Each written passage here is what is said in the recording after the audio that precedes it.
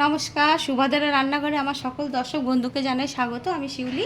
আজকে আমি তোমাদের আলু পোস্ত বানিয়ে দেখাবো। আলু ঝিঙে পোস্ত এই আমি কেটে রেডি করে রেখেছি ধুয়ে।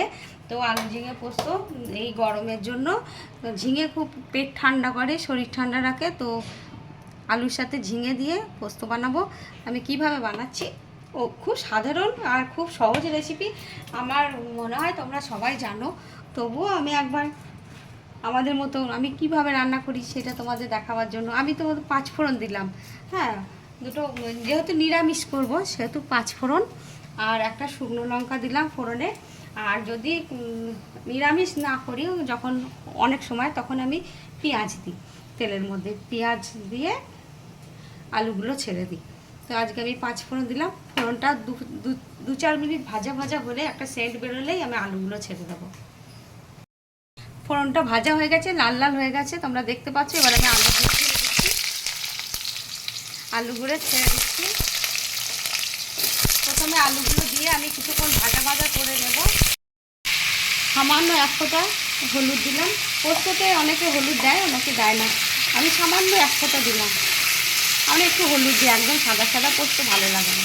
এবার আমি আলুগুলো ভালো করে ভেজে নেব। আমার আলুগুলো ভাজা ভাজা প্রায় হয়ে গেছে, লাল লাল। এবার আমি ঝিঙেগুলো দিয়ে দিচ্ছি। ঝিঙেগুলো সব দিয়ে দিলাম। এবার একটু ঝিঙেগুলো দিয়ে ভাজা ভাজা করে নেব। তারপরে নুন দিয়ে জল দিয়ে দেব। এবার আমি পরিমাণ মতো লবণ দিয়ে দিচ্ছি।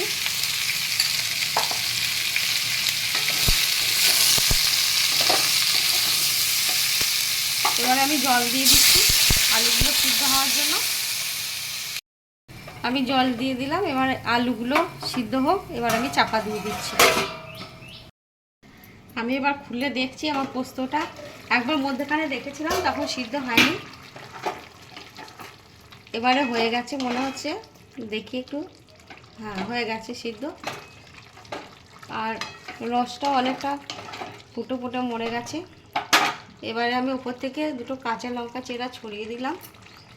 এবারে আমি পোস্তটা দিয়ে দেব। পোস্তটা কাঁচা লঙ্কা দিয়ে আমি বেটেছি। পোস্ত বাটাটা তোমাদের দেখায়নি। অনেকটা পোস্ত আমি মিক্সারেই বেটেছি, হাতে বাটিনি।